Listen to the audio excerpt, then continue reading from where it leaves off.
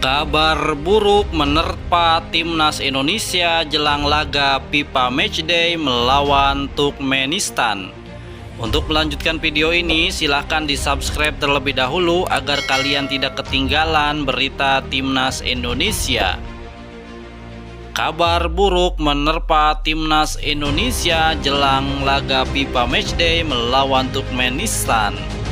Saini Patinama dipastikan batal membela timnas Indonesia dalam laga FIFA Matchday melawan Turkmenistan pada 8 September.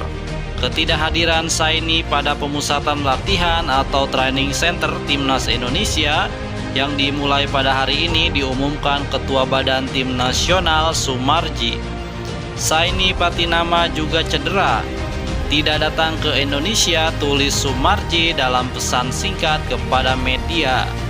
Saini sebelumnya sudah memiliki satu caps di timnas Indonesia, yakni saat tampil melawan selama 45 menit menghadapi Argentina pada FIFA Matchday Juni 2023.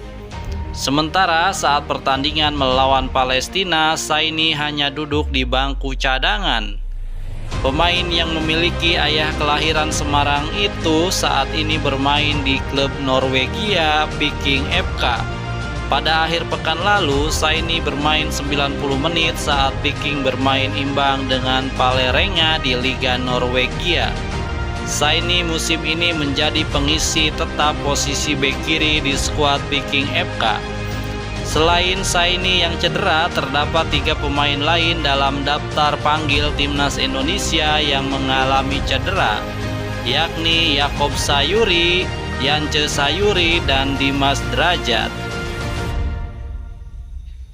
Berbeda dengan Saini, ketiga pemain tersebut tetap berangkat ke Surabaya dan masuk dalam rombongan timnas Indonesia.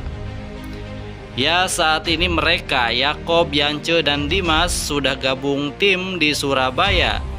Namun ada keluhan nyeri saat ini sedang observasi medis oleh tim dari timnas, terang Sumarji.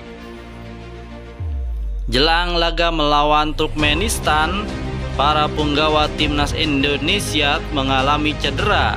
Tentunya ini akan sangat rentan bagi tim karena banyak pemain timnas Indonesia yang dialihkan ke timnas U23 yang fokus agar lolos ke Piala Asia U23. Untuk timnas senior, Indonesia dipimpin oleh asisten pelatih Sintayong.